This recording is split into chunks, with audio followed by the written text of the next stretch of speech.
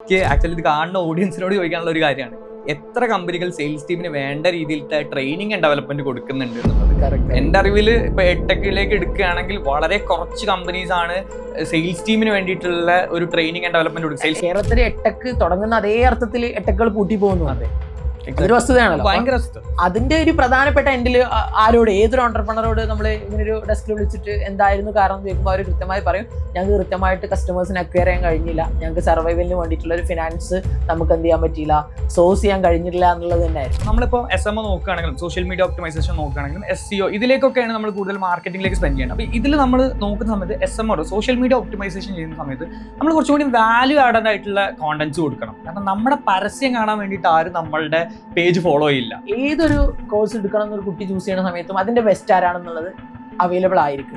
ഇപ്പൊ digital marketing ആയിക്കോട്ടെ, ഏതെങ്കിലും സ്കിൽ ഡെവലപ്മെന്റ് കോഴ്സ് ആയിക്കോട്ടെ, ഏതെങ്കിലും എൻട്രൻസ് പ്രോഗ്രാം ആയിക്കോട്ടെ, അല്ലെങ്കിൽ വേറെ എന്തെങ്കിലും കരിക്കുലം ആയിക്കോട്ടെ, ഇതിനൊക്കെ കൃത്യമായിട്ട് മാർക്കറ്റിൽ ഏറ്റവും കൂടുതൽ റിസൾട്ട് ആർക്കാണെന്നുള്ളത് വെബ്സൈറ്റുകളിൽ ലിസ്റ്റഡ് ആയിരിക്കും.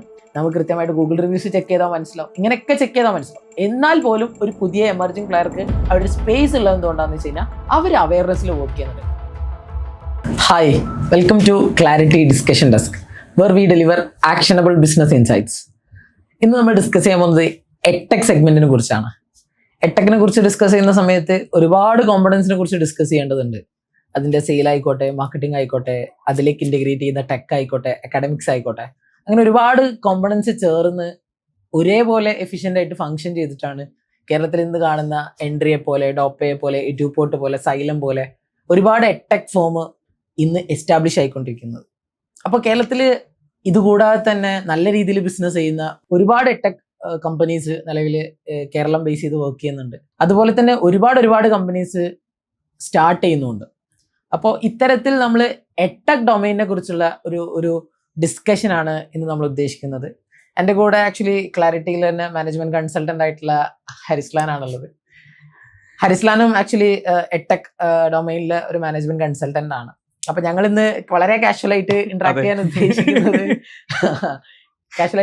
ഉദ്ദേശിക്കുന്നത് എട്ടെക് ഡൊമൈനെ കുറിച്ചാണ്. അപ്പോൾ ഞാൻ ആക്ച്വലി കഴിഞ്ഞൊരു 6 വർഷമായിട്ട് എഡ്യൂക്കേഷൻ ഇൻഡസ്ട്രിയിൽ കണ്ടിട്ടുള്ള ഒരുപാട് ട്രെൻഡുകളുണ്ട്. അതുപോലെ തന്നെ ഒരുപാട് സക്സസ് ഫോർമുലാസ് ഉണ്ട്. ചിലപ്പോൾ എല്ലാതും സക്സസ് ആണെന്നുള്ളതല്ല, ചിലതൊക്കെ നമ്മൾ ഇംപ്ലിമെന്റ് ചെയ്യുകയും അതിൽ നിന്നുള്ള ഒരുപാട് ലേണിംഗ് നമുക്ക് നമ്മുടെ കയ്യിലുണ്ട്. അപ്പൊ അതൊക്കെയാണ് ആക്ച്വലി ഇന്ന് നമ്മൾ എന്ത് ചെയ്യുന്നത്, ഡിസ്കസ് ചെയ്യുന്നത്. ഹരിസ്ലാൻ, വെൽക്കം. Thank you. ഓക്കെ, അപ്പോൾ ഡിഫറെന്റ് കോമ്പണൻസിനെ കുറിച്ച് ഡിസ്കസ് ചെയ്യാന്നുള്ളതാണ് ഞാൻ കാണുന്നത്. അപ്പോൾ സ്പെസിഫിക്കലി ഇൻടു ഒരു കമ്പനി ഫോർമേഷൻ, നമ്മളിപ്പോ ഒരു എട്ടെക്കില് ഒരു ബിസിനസ് സ്റ്റാർട്ട് ചെയ്യുന്ന ആളുകൾ ശ്രദ്ധിക്കേണ്ട ഒരുപാട് കാര്യങ്ങളുണ്ട്. ഹരിസ്ലാന് പേഴ്സണലി അങ്ങനെ ഫീൽ ചെയ്തിട്ടുള്ള കാര്യങ്ങൾ എന്തൊക്കെയാണ്? എട്ടെക് എന്ന് പറയുമ്പോൾ തന്നെ നമുക്കറിയാം അതിലെ ഒരു പ്രൊഡക്റ്റ് അല്ലെങ്കിൽ സർവീസസ് ആയിട്ട് വരുന്നത്. എട്ടെക് എന്ന് പറയുന്നത് ഞാൻ മുമ്പ് ChatGPT ഒന്ന് സെർച്ച് ചെയ്തിട്ടുണ്ടായിരുന്നു, പ്രൊഡക്റ്റ് ആണോ സർവീസ് ആണോ എന്നുള്ളൊരു സാധനം. അപ്പോൾ combination of product and service എന്നുള്ളതാണ്. സോ അതിൽ വരുമ്പോൾ തന്നെ നമുക്ക് ആദ്യം അറിയാം അതിനൊരു പ്രൊഡക്റ്റോ സർവീസോ ആക്കുന്നത് അതിൻ്റെ ഒരു അക്കാഡമിക്സ് ആണ്. അപ്പോൾ നമുക്ക് ഏറ്റവും അടിപൊളിയായിട്ടുള്ള ഒരു അക്കാഡമിക് സ്ട്രക്ചർ ഉണ്ടാവുക എന്നുള്ളതാണ് എട്ടെക്കിന്റെ ഒരു ബേസ് എന്ന് പറയുന്നത്. അതിലേക്ക് നമ്മൾ ടെക്നോളജി ഇന്റഗ്രേറ്റ് ചെയ്യുക. അത് സൂം അങ്ങനത്തെ ബേസിക് ആയിട്ടുള്ള സാധനങ്ങൾ തൊട്ടിട്ട് അഡ്വാൻസ്ഡ് ആയിട്ടുള്ള LMS സിസ്റ്റവും അതിന്റെ മേലേക്ക് വരുന്ന കാര്യങ്ങളൊക്കെ നമ്മൾ അഡോപ്റ്റ് ചെയ്യുക എന്നുള്ളത്. അവിടെ ഒരു ഭയങ്കര ചോദ്യം എക്സിസ്റ്റ് ചെയ്യുന്നുണ്ട്. അപ്പൊ ഏത് സ്കെയിലുള്ള അല്ലെങ്കിൽ ഏത് കോമ്പിനേഷനുള്ള കമ്പനികൾ തന്നെ എട്ടെക് എന്ന് ഡിഫൈൻ ചെയ്യാൻ പറ്റുക, അല്ലെങ്കിൽ ഒരു എഡ്യൂക്കേഷൻ ഇൻസ്റ്റിറ്റ്യൂഷൻ തന്നെയാണോ അതിനെ നമ്മളൊരു ഓൺലൈൻ പ്ലാറ്റ്ഫോം കൂടി ഇൻട്രൊഡ്യൂസ് ചെയ്തു എന്നുള്ളത് മാത്രമാണെന്നുള്ളത്? ശരിക്കും അതൊരു കോൺട്രഡിക്ടറി സാധനമാണ്. അതെ, ഭയങ്കര കോൺട്രഡിക്റ്റിംഗ് ആണ്. അങ്ങനെ നമുക്ക് ഒരിക്കലും അതിനൊരു കാറ്റഗറൈസ് ചെയ്ത് കൊണ്ടുവരാൻ പറ്റില്ല. പക്ഷെ നിങ്ങളിപ്പോൾ ഒരു സൂം ഉപയോഗിക്കുന്നുണ്ട്, ഇപ്പൊ സൂം ഉപയോഗിക്കാത്ത ആരും ഉണ്ടായിട്ടില്ല, അറ്റ്ലീസ്റ്റ് യൂട്യൂബിൽ ക്ലാസ് കൊടുക്കുന്നുണ്ട്. അപ്പം പ്രോബബ്ലി അവരൊരു എട്ടെക് ഡിവിഷനിലേക്ക് മാറും. കാരണം സ്ലോലി ആണ് ഈ എട്ടെക്കിന്റെ എവല്യൂഷനും വരുന്നത്. നമ്മൾ ആദ്യം തന്നെ വലിയൊരു സിസ്റ്റമാറ്റിക് ആയിട്ടുള്ള ഒരു സാധനം കൊണ്ടുവരണം എന്ന് യാതൊരു നിർബന്ധവും ഇല്ല. കാരണം നേരത്തെ പറഞ്ഞു വന്നല്ലോ, ഒരു ട്രയൽ ആൻഡ് എറർ മെത്തേഡാണ്. അതിലേക്കുള്ള സെയിൽസും മാർക്കറ്റിംഗും ഓപ്പറേഷൻസും ഈവൻ അക്കാഡമിക്സ് വരെ ട്രയൽ ആൻഡ് എറർ ആണ്. കാരണം നമുക്ക് ക്യാഷ് കൗ ആയിട്ടുള്ള ഒരു പ്രൊഡക്റ്റ് കൊണ്ടുവരണം. നമ്മൾ ഭയങ്കര എല്ലാവരും പാഷനേറ്റ് ആയിട്ടാണ് ഈ ബിസിനസ് സ്റ്റാർട്ട് ചെയ്യുക. അപ്പൊ ആ പാഷനേറ്റ് ആയിട്ടുള്ള സാധനത്തിലേക്ക് ഡെലിവറി ചിലപ്പോൾ എല്ലാവർക്കും ആവശ്യം ഉണ്ടായിരിക്കില്ല. വലിയൊരു കോഴ്സ് ആയിരിക്കും, അത്രയും കാലം ഇപ്പൊ എല്ലാവർക്കും ക്ഷമ കുറവാണല്ലോ. അപ്പൊ ചിലപ്പം ഇത് എന്നെ കൊണ്ട് പറ്റുമോ ഇല്ല എന്ന് അറിയാൻ ഒരു ക്യാഷ് ക്ലൗവിന്റെ ഒരു പ്രൊഡക്റ്റ് ആവശ്യം വേണ്ടി വരും. ഒരു 1 മന്തിന്റെ 2 മന്തിന്റെ ഒരു കോഴ്സ് ആവശ്യം ഉണ്ടാവും. അത് നമുക്ക് നല്ല ക്യാഷ് ക്ലൗ ആയിട്ട് ക്യാഷ് ഫ്ലോ ഉണ്ടാക്കും. ക്യാഷ് കൗ എന്നുള്ള ടേം അത്ര ഫെമിലിയർ ആയിരിക്കണം. ക്യാഷ് കൗ എന്ന് ഉദ്ദേശിച്ചത് നമുക്കൊരു ക്യാഷ് ഫ്ലോ ഉണ്ടാക്കുന്ന ഒരു പ്രൊഡക്റ്റ് എന്നുള്ളതാണ്. അപ്പൊ സ്റ്റാർ പ്രൊഡക്റ്റ് നമ്മളത് സ്റ്റാർ എന്ന് ഉദ്ദേശിച്ച് കഴിഞ്ഞിട്ടുണ്ടെങ്കിൽ നമ്മുടെ മെയിൻ പ്രൊഡക്റ്റ് ആണ്. അപ്പൊ അതിനെ സസ്റ്റെയിൻ ചെയ്യിപ്പിക്കണമെങ്കിൽ നമുക്കൊരു റെഗുലർ മന്ത്ലി ചെലവ് കൊടുക്കാൻ ഉണ്ടാവുമല്ലോ. അപ്പൊ മാർക്കറ്റിംഗിലേക്കും സെയിൽസിലേക്കും ഓപ്പറേഷൻസിലേക്കും ഒക്കെ ആവശ്യമുള്ള നമ്മുടെ ഒരു മന്ത്ലി എക്സ്പെൻസ് മീറ്റ് ചെയ്യുന്ന ഒരു പ്രൊഡക്റ്റും കൂടി നമ്മൾ അതിന്റെ കൂടെ ഡെവലപ്പ് ചെയ്യേണ്ടി വരും. ഒരു ഫണ്ടമെന്റലി നമ്മളുടെ ഈ പറഞ്ഞിട്ടുള്ള രീതിയിലുള്ള പ്രൊഡക്റ്റ് ഐഡന്റിഫൈ ചെയ്യാന്നുള്ളത് തന്നെ. പലപ്പോഴും ടീച്ചേഴ്സ് ആണ് ഇതിന്റെയൊക്കെ ഫൗണ്ടേഴ്സ് ആയിട്ട് വരിക. ഇപ്പോ നമ്മള് കേരളത്തിലെ തന്നെ മേജർ കമ്പനീസിനെ എടുത്ത് നോക്കുന്ന സമയത്തും സൈലം ആണെങ്കിലും ട്യൂപോർട്ട് ആണെങ്കിലും അല്ലെങ്കിൽ ലക്ഷ്യ, അതുപോലെ തന്നെ എൻട്രി, ഇങ്ങനെയുള്ളവരെ എടുത്ത് നോക്കുന്ന സമയത്ത് entry and Lakshya is something different. അവർ ആ ഒരു പ്യുവർ ബാക്ക്ഗ്രൗണ്ട് അല്ല ഞാൻ മനസ്സിലാക്കിയെടുത്തോളം. പക്ഷേ എഡ്യൂക്കേഷൻ സെഗ്മെന്റിലേക്ക് സൈലം ട്യൂപോർട്ട് ഡോപ്പൊക്കെ എടുക്കുന്ന സമയത്ത് പ്യുവർ ഡോക്ടേഴ്സ് അല്ലെങ്കിൽ എഞ്ചിനീയേഴ്സ് എന്ന് പറയുന്ന ബാക്ക്ഗ്രൗണ്ടിൽ നിന്ന് തന്നെ വന്നിട്ടുള്ളവരാണ്. അങ്ങനെ ഒരു കരിയർ മുമ്പ് ഡിഫൈൻഡ് ആയിരുന്നില്ല. ഞാൻ പറഞ്ഞു വന്നത് എന്താ വെച്ച് കഴിഞ്ഞാൽ ഓൾറെഡി എക്സ്പീരിയൻസ് ചെയ്തിട്ടുള്ള, ചിലപ്പോൾ ഇവരൊക്കെ മുമ്പ് എവിടെയെങ്കിലും നീറ്റ് കോച്ചിങ് അറ്റൻഡ് ചെയ്തിട്ടോ അല്ലെങ്കിൽ എഞ്ചിനീയറിംഗിന് എൻട്രൻസ് അറ്റൻഡ് ചെയ്തിട്ടോ ഉണ്ടാവും. സിമിലർലി അവർ ഗ്രാജുവേറ്റ് ആവുന്ന സമയത്ത് അല്ലെങ്കിൽ ആ ഒരു കോഴ്സ് കംപ്ലീറ്റ് ചെയ്യുന്ന സമയത്ത് അതിലുള്ള ചില പെയിൻ പോയിന്റുകൾ കണ്ടെത്തുകയും അങ്ങനെ ഒരു വെഞ്ചർ സ്റ്റാർട്ട് ചെയ്യാണ് ചെയ്തിട്ടുള്ളത്. അപ്പം ഇനീഷ്യലി ഇവരൊക്കെ ഒരു അക്കാഡമിക് പോർട്ട്ഫോളിയോയിൽ നിന്ന് തന്നെയാണ് എന്ത് ചെയ്യുന്നത്, സ്റ്റാർട്ട് ചെയ്യുന്നത്. അപ്പോൾ പലരും ഒരു കീ ടീച്ചറാണ്. പല അക്കാഡമിയുടെയും ഫൗണ്ടേഴ്സ് എന്ന് പറയുന്നത് കീ ടീച്ചേഴ്സ് ആണ്. Then they evolve like an entrepreneur അല്ലെങ്കിൽ കോ-ഫൗണ്ടർ ആയിട്ട്. കറക്റ്റ്. അപ്പൊ ഒരു പ്രൊഡക്റ്റ് ഐഡന്റിഫൈ ചെയ്യാന്നുള്ളതും ആ പ്രൊഡക്റ്റിന് കൃത്യമായുള്ള ഒരു ഡിഫറൻസിയേഷൻ മാർക്കറ്റിൽ പിച്ച് ചെയ്യാൻ പറ്റുക എന്നുള്ളതും, അല്ലെങ്കിൽ മാർക്കറ്റിൽ സൗണ്ട് ആവാൻ പറ്റണം. എ എന്ന് പറയുന്ന ഒരു കമ്പനിയും ബി എന്ന് പറയുന്ന ഒരു കമ്പനിന്റെയും ചിലപ്പോൾ വ്യത്യസ്തമായിട്ടുള്ള ഒരു USP ഒന്നും നെറേറ്റ് ചെയ്യാൻ കഴിഞ്ഞോളം നിർബന്ധമില്ല. പക്ഷെ അവര് വളരെ നോയ്സി ആയിട്ട് അവരെ കുറിച്ച് പറയുന്നുണ്ടോ. അപ്പോ കൃത്യമായിട്ട് പറയുകയാണെങ്കിൽ നല്ലൊരു കമ്മ്യൂണിറ്റി അവരുടെ പുറത്തുണ്ടാവും. അപ്പൊ ആ കമ്മ്യൂണിറ്റിനെ അവർ ഉണ്ടാക്കിയിട്ടുള്ളത് അവരുടെ നോളജ് ഷെയർ ചെയ്ത് കൊടുത്തിട്ടായിരിക്കും. അതിൽ ഭയങ്കര ഡിഫറൻസിയേഷൻ ഒന്നും ഉണ്ടാവില്ല. ഇപ്പൊ 10ാം ക്ലാസ്സിന്റെ മാത്തമാറ്റിക്സിന് എ എന്ന് പറയുന്ന ഒരു കമ്പനിയും ബി എന്ന് പറയുന്ന ഒരു കമ്പനിന്റെയും അക്കാഡമിക്സിൽ ഡെലിവറി പോയിന്റിൽ വലിയ ഡിഫറൻസിയേഷൻ ഉണ്ടാവില്ല, പ്രത്യേകിച്ചും ഒരു കമ്മ്യൂണിറ്റി നർച്ചറിംഗ് പെർസ്പെക്ടീവിൽ നോക്കുന്ന സമയത്ത്. പക്ഷെ അവര് മോസ്റ്റ് എന്തൂസിയാസ്റ്റിക് ആയിട്ടുള്ള കുറെ ടീച്ചേഴ്സിനെ കൊണ്ടുവരികയും അവർ ഓഡിയൻസിനായിട്ട് യൂട്യൂബിലും മറ്റു പ്ലാറ്റ്ഫോംസിലും വളരെയധികം നല്ല രീതിയിൽ ഇന്ററാക്ട് ചെയ്യുകയും നല്ല രീതിയിൽ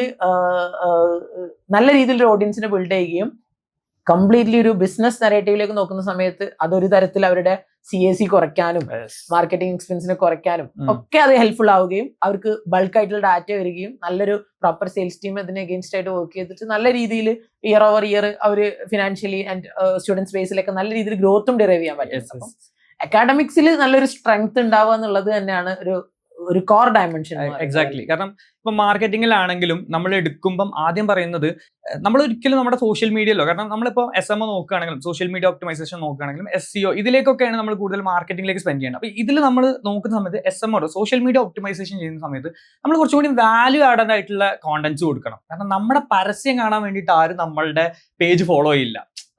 എപ്പോഴും എല്ലാവരും അവരിടുന്ന ആഡ് അഡ്വർടൈസ്മെന്റ് ഒക്കെ ആയിരിക്കും അതിൽ സോഷ്യൽ മീഡിയയിൽ പോസ്റ്റ് ചെയ്യുന്നുണ്ടാവും. അപ്പൊ നമ്മൾ കുറച്ചുകൂടി വാല്യൂ ആഡഡ് ആയിട്ടുള്ള കാര്യങ്ങൾ പ്രൊവൈഡ് ചെയ്യുക. അവർക്ക് സ്റ്റോറി ടെല്ലിംഗ് എന്ന് വെച്ചിട്ടുണ്ടെങ്കിൽ ഇതിൽ സക്സസ് ആയിട്ടുള്ള ആൾക്കാരെ, പിന്നെ പഠിക്കാൻ വരുന്ന കുട്ടികൾക്ക് ഇത് പഠിച്ചാൽ എന്താകും അല്ലെങ്കിൽ എന്തൊക്കെ ഗുണങ്ങൾ ഉണ്ട് എന്നുള്ളത് പ്രോപ്പർലി കമ്മ്യൂണിക്കേറ്റ് ചെയ്യണം. അപ്പോഴേ അവർക്കും ഇതിലൊരു ഫ്യൂച്ചർ കാണാൻ പറ്റുള്ളൂ. നിങ്ങളുടെ പ്രൊഡക്റ്റ് എന്തും ആയിക്കോട്ടെ, ഇത് പഠിച്ചുകൊണ്ട് എന്താണ് ഗുണം. കാരണം സ്കൂളിലൊക്കെ നമ്മൾ പോകുന്നുണ്ട്, ഇപ്പോഴും 10ാം ക്ലാസ് പഠിക്കുന്ന ഒരു കുട്ടീനോട് നമ്മൾ ചോദിച്ചു നോക്കുകയാണ് നിങ്ങൾക്ക് എന്താവണം എന്നാണ് ആഗ്രഹം എന്ന് പറഞ്ഞിട്ടുണ്ടെങ്കിൽ അവർ സ്റ്റക്കാണ്, അവർക്ക് അറിയില്ല എന്താവണം, കാരണം ഗൈഡൻസ് ഇല്ല. അപ്പം നിങ്ങളുടെ പ്രൊഡക്റ്റ് എന്താണെങ്കിലും നിങ്ങൾ ആദ്യം അത് കൊടുക്കുക. അത് കൊടുത്താൽ തന്നെ നേരത്തെ നസീബ് പറഞ്ഞ പോലെ തന്നെ CAC ഭയങ്കരമായിട്ട് കുറയ്ക്കാൻ പറ്റും. ആൾക്കാർ അതിന് ഫോളോ ചെയ്യും. കാരണം റീസെന്റ് ഞാൻ മനസ്സിലാക്കിയ ഒരു കാര്യമുണ്ട്, ഞാനൊരു സ്ഥലത്ത് വായിച്ചതാണ്. അതായത് ഒരു കാര്യത്തെ നമ്മൾ ചൂസ് ചെയ്യാൻ നമുക്കിപ്പോൾ ഒരു ആവശ്യമുണ്ട്. ഫോർ എക്സാമ്പിൾ പറയുകയാണെങ്കിൽ നമുക്കൊരു നീറ്റ് കോച്ചിങ്ങിന്റെ ആവശ്യമുണ്ട്. അപ്പൊ ആ നീറ്റ് കോച്ചിങ്ങിന് ആവശ്യം ഉണ്ടാകുന്ന സമയത്ത് നമ്മുടെ മനസ്സിൽ എപ്പോഴും ഉണ്ടാവുന്ന ഒരു പിക്ചർ എന്ന് പറയുന്നത് ഏറ്റവും കൂടുതൽ റിസൾട്ട് ഉണ്ടാക്കിയ സ്ഥാപനം മാത്രമല്ല, നമ്മളെ അതിലേക്ക് എത്തിച്ചിട്ടില്ല, ആ ഒരു ആഗ്രഹത്തിലേക്ക് എത്തിച്ചിട്ടില്ല, അല്ലെങ്കിൽ ആ ഒരു ഡിസയർ നമ്മളിൽ ഇട്ടിട്ടില്ല, അല്ലെങ്കിൽ നമ്മളെ ഏതെങ്കിലും തരത്തിൽ ആ ഒരു പോയിന്റ് ഓഫ് വ്യൂ ഇൻഫ്ലുവൻസ് ചെയ്തിട്ടുള്ള ആളുകളെ ചൂസ് ചെയ്യാനാണ് കൂടുതൽ സാധ്യത എന്നുള്ളത്. അത് പലപ്പോഴും ശരിയാണെന്നുള്ളത് എൻ്റെ ഒരു എൻ്റയർ കരിയറിൽ എനിക്ക് പലപ്പോഴും തോന്നിയിട്ടുണ്ട്. അതുകൊണ്ട് മാത്രമാണ് പുതിയ പ്ലേയേഴ്സിനെ എമേർജ് ചെയ്ത് വരാനും കഴിയുന്നത്. അല്ലെങ്കിൽ എസ്റ്റാബ്ലിഷ്ഡ് ആണല്ലോ. അപ്പൊ കുട്ടികള് നമുക്ക് ഒബ്വിയസ്ലി നമുക്ക് വേണമെങ്കിൽ ഇങ്ങനെ പറയാം, ഏതൊരു കോഴ്സ് എടുക്കണം എന്നൊരു കുട്ടി ചൂസ് ചെയ്യുന്ന സമയത്തും അതിന്റെ ബെസ്റ്റ് ആരാണെന്നുള്ളത് അവൈലബിൾ ആയിരിക്കും. ഇപ്പൊ ഡിജിറ്റൽ മാർക്കറ്റിംഗ് ആയിക്കോട്ടെ, ഏതെങ്കിലും സ്കിൽ ഡെവലപ്മെന്റ് കോഴ്സ് ആയിക്കോട്ടെ, ഏതെങ്കിലും എൻട്രൻസ് പ്രോഗ്രാം ആയിക്കോട്ടെ, അല്ലെങ്കിൽ വേറെ എന്തെങ്കിലും കരിക്കുലം ആയിക്കോട്ടെ, ഇതിനൊക്കെ കൃത്യമായിട്ട് മാർക്കറ്റിൽ ഏറ്റവും കൂടുതൽ റിസൾട്ട് ആർക്കാണെന്നുള്ളത് വെബ്സൈറ്റുകളിൽ ലിസ്റ്റഡ് ആയിരിക്കും. നമുക്ക് കൃത്യമായിട്ട് ഗൂഗിൾ റിവ്യൂസ് ചെക്ക് ചെയ്താൽ മനസ്സിലാവും, ഇങ്ങനെയൊക്കെ ചെക്ക് ചെയ്താൽ മനസ്സിലാവും. എന്നാൽ പോലും ഒരു പുതിയ എമർജിംഗ് പ്ലെയർക്ക് അവരുടെ സ്പേസ് ഉള്ളത് എന്തുകൊണ്ടാന്ന് വെച്ച് കഴിഞ്ഞാൽ അവർ അവയർനെസ്സിൽ വർക്ക് ചെയ്യുന്നുണ്ട്. ഒരു സെറ്റ് ഓഫ് ആളുകൾക്ക് അവയർനെസ് ഇല്ലെങ്കിൽ ആ ആളുകൾക്ക് അവയർനെസ് കൊടുക്കുകയും അവരുടെ ഒരു ചോയ്സ് ആയിട്ട് മാറും ഇനീഷ്യലി. സെക്കൻഡ്ലി ആ ഇൻഫ്ലുവൻസ് ചെയ്ത കാറ്റഗറിയിൽ നിന്ന് കുറച്ച് വിന്നുകൾ ഉണ്ടാക്കണം. കൃത്യമായിട്ട് നമ്മൾ പ്രൊഡക്റ്റ് സർവേ ചെയ്യുന്നുണ്ടെങ്കിൽ അതിന്റെ ഒരു കൃത്യമായ ഇമ്പാക്ട് നമ്മൾ മെഷർ ചെയ്തിട്ട് ഇത്ര കുട്ടികൾക്ക് അത് കിട്ടിയിട്ടുണ്ട് എന്ന് പറഞ്ഞുകൊണ്ട് നമ്മളെ സെയിൽസ് ടീമിൽ നിന്ന് പോകുന്ന പേഴ്സണലൈസ്ഡ് കമ്മ്യൂണിക്കേഷൻ ആണ് അടുത്തൊരു മാർക്കറ്റിനെ കാറ്റർ ചെയ്യാൻ നമ്മളെ ഹെൽപ്പ് ചെയ്യാം. അപ്പോൾ ഈ ഒരു അവയർനെസ്സിൽ വർക്ക് ചെയ്യുക എന്നുള്ളത് തന്നെയാണ് ഫണ്ടമെന്റലി. അതാണ് എഡ്ടെക്കിന്റെ ഒരു സ്പെഷ്യാലിറ്റിയും ഒരു ഡ്രോബാക്കും പ്രോ ആൻഡ് കോൺസ് എന്ന് പറയുമ്പോൾ രണ്ടും അത് തന്നെയാണ്. നമ്മൾ മാർക്കറ്റിൽ ഉണ്ടാവുന്ന സമയത്ത് നമുക്ക് ആ അവയർനെസ് ക്രിയേറ്റ് ചെയ്യുക, എഡ്ടെക്കിൽ ഇയർലി അല്ലെങ്കിൽ മന്ത്ലി നമ്മൾ അപ്ഡേറ്റഡ് ആയിരിക്കുക, ആൾക്കാർക്ക് വേണ്ട സർവീസ് കാര്യങ്ങൾ പ്രൊവൈഡ് ചെയ്യുക. കാരണം എല്ലാവർക്കും ആവശ്യം എന്താണെന്ന് വെച്ചാൽ ക്വാളിറ്റി ആയിട്ട് സാധനം കിട്ടുക എന്നുള്ളതാണ്. ഇതിൽ ബെസ്റ്റ് അല്ലെങ്കിൽ പ്രോമിനന്റ് എന്ന് പറയുന്ന ഒരു പട്ടം വാങ്ങിയിട്ട് കുറെ കാലം ഒരാൾക്കും ഇരിക്കാൻ പറ്റില്ല. കാരണം നമുക്ക് എല്ലാവർക്കും അറിയാം, പഠിപ്പിക്കാൻ എല്ലാവർക്കും പറ്റുന്നതാണ്. ഒരു സിസ്റ്റമാണ് ഇതിനെ ഡിഫറെന്റ് ആക്കുന്നത് ബാക്കിയുള്ളവരിൽ നിന്ന്. അപ്പൊ ആ ഒരു സിസ്റ്റം അഡോപ്റ്റ് ചെയ്ത് കഴിഞ്ഞിട്ടുണ്ടെങ്കിൽ നിങ്ങളുടെ സിസ്റ്റം പെർഫെക്റ്റ് സിസ്റ്റം എന്ന് പറഞ്ഞ സാധനം എക്സിസ്റ്റ് ചെയ്യുന്നില്ല. അപ്പൊ അതിനെ നമ്മൾ പിന്നെയും മമ്മൂട്ടി പറഞ്ഞ അതിൽ തേച്ച് മിനുക്കി കൊണ്ടുവരണം. അത് ഡെഫിനറ്റ്ലി അങ്ങനെ മിനുക്കുന്നില്ലെങ്കിൽ നിങ്ങൾ മെല്ലെ അത് എത്ര വല്ല പാരമ്പര്യമുള്ള ആൾക്കാരാണെങ്കിലും, കാരണം അതിന് വലിയ എക്സാമ്പിൾ നമുക്ക് റൈറ്റ് നൗ തന്നെ മാർക്കറ്റ് ലെവലിലുണ്ട്. ഞാൻ പേരുകൾ എടുത്തു പറയുന്നില്ല. കുറെ വർഷങ്ങളായിട്ട് ഇൻഡസ്ട്രിയിൽ ഉണ്ടായിരുന്ന ആൾക്കാർ ഇപ്പം മെല്ലെ ഒന്നും അല്ലാണ്ടായി പോകുന്നുണ്ട്. പുതുതായി വന്ന ആൾക്കാർക്ക് വലിയ ഇമ്പാക്റ്റുകൾ ഉണ്ടാക്കാൻ പറ്റുന്നുണ്ട്, നല്ല റിസൾട്ട് ഉണ്ടാക്കാൻ പറ്റുന്നുണ്ട്. പലപ്പോഴും ചോദ്യം ചെയ്യപ്പെടുന്ന ഒരു കാര്യമാണ് പുതിയ പ്ലേയേഴ്സ് ആണ് അവര്, കുട്ടികൾ അവരെടുത്തുള്ളൂ, അവർക്ക് റിസൾട്ട് ഇല്ല എന്നുള്ളതും പൊതുവെ എങ്ങനെ പറയാറുണ്ട്. പക്ഷെ at the end of the day അവർക്ക് റിസൾട്ട് ഉണ്ടാക്കാനുള്ള ഒരു മെക്കാനിസം അവർ ഡിറൈവ് ചെയ്തുകൊണ്ടേ ഇരിക്കുന്നുണ്ട്. ഒരുപാട് കുട്ടികളുള്ള പ്ലാറ്റ്ഫോമിൽ ചിലപ്പോൾ റിസൾട്ട് കുറവായിരിക്കും, പക്ഷെ comparatively they are trying to put their maximum result. അതിനുള്ള സിസ്റ്റവും ഡിഫൈൻ ചെയ്തുകൊണ്ടേ ഇരിക്കുന്നുണ്ട് അവർ. ഇപ്പോ ലോങ് റണ്ണിലേക്ക് നോക്കുന്ന സമയത്ത് ഇവരെ കുറ്റം പറഞ്ഞവർക്കൊന്നും എന്ത് ചെയ്യില്ല, end of the day survival possible അല്ല. ബിസിനസ്സിൽ പൊതുവെ പറയാറുള്ളത് either you grow or die എന്നുള്ളതാണ്. അപ്പോൾ സർവൈവൽ എന്നുള്ളത് ഒരു ഓപ്ഷൻ ആയിട്ട് ഒരിക്കലും നമ്മൾ വെക്കരുത്. നമ്മളെപ്പോഴും ഗ്രോ ചെയ്യാൻ ശ്രമിക്കുക എന്നുള്ളത് തന്നെയാണ് അതിൽ ഫണ്ടമെന്റൽ ഡയമെൻഷൻ. പിന്നെ അതിലേക്ക് ഒരു പോയിന്റ് കൂടി ഹരിസ്ലാൻ, ലൈക്ക് നമ്മൾ അവയർനെസ് പാർട്ടിനെ കുറിച്ച് പ്രത്യേകം നമ്മൾ എപ്പോഴും ഡിസ്കസ് ചെയ്യുന്ന സമയത്ത് മുമ്പ് എനിക്ക് പേഴ്സണലി ഉണ്ടായ എക്സ്പീരിയൻസ് വരാം. ഞാൻ വർക്ക് ചെയ്യുന്ന ഒരു കമ്പനിയിൽ ആക്ച്വലി ഞങ്ങൾ യൂട്യൂബിൽ നന്നായിട്ട് ഫോക്കസ് ചെയ്യാറുണ്ടായിരുന്നു. അപ്പോൾ ഞങ്ങളുടെ ഒരു കോമ്പറ്റേറ്റർ, പക്ഷെ കോമ്പറ്റേറ്റർ ആണെന്ന് പറയുമ്പോൾ കൃത്യമായിട്ട് സ്ട്രക്ചേർഡ് ആയിട്ട് കോഴ്സ് ഒന്നും ഇല്ല അവർക്ക്, പക്ഷെ ഒരു യൂട്യൂബ് ഹാൻഡിൽ അത്യാവശ്യം സ്ട്രോങ് ആണ്. അപ്പം ഞങ്ങളൊരു അവയർനെസ് കൊടുക്കുന്നു, അവർ അവയർനെസ് കൊടുക്കുന്നു, തമ്മിൽ വ്യത്യാസമുണ്ട്. പ്രത്യേകിച്ചും എക്സാമിന് നോട്ടിഫിക്കേഷൻ വരുന്ന സമയത്തോ എന്തെങ്കിലുമൊക്കെ ഒരു എക്സാം റിലേറ്റഡ് ആയിട്ടുള്ള നോട്ടിഫിക്കേഷൻ അല്ലെങ്കിൽ അതിന് ബന്ധപ്പെട്ട എന്തെങ്കിലും കോർ ഇൻഫോർമേഷൻ ചിലപ്പോൾ രാത്രികളിൽ ആണ് ചിലപ്പോൾ പൊതുവേ ഇവർ പുറത്തുവിടാറുള്ളത്. അപ്പൊ ഇവർ ഇൻസ്റ്റന്റാനിയസ് ആയിട്ട് അതിനൊരു സ്ക്രീൻ റെക്കോർഡിംഗ് വീഡിയോ പ്ലസ് ഒരു വോയിസ് ഓവർ എന്നുള്ള സ്വഭാവത്തിൽ ഒരു വീഡിയോ ഇവർ റിലീസ് ചെയ്യും. നമ്മൾ പിറ്റേ ദിവസം ഓഫീസൊക്കെ സ്റ്റാർട്ട് ചെയ്ത് നമ്മളെ ക്രിയേറ്റീവ് ടീമൊക്കെ എത്തിയതിന് ശേഷമാണ് സ്റ്റാർട്ട് ചെയ്യുന്നത്. അതിന്റെ ഇടയിൽ നമ്മൾ നോക്കുന്ന സമയത്ത് നമ്മൾ സ്റ്റാർട്ട് ചെയ്യുമ്പോഴേക്കും ഒരു 20-25K വ്യൂ അവരുടെ വീഡിയോക്ക് ഓൾറെഡി കിട്ടിയിട്ടുണ്ടാവും.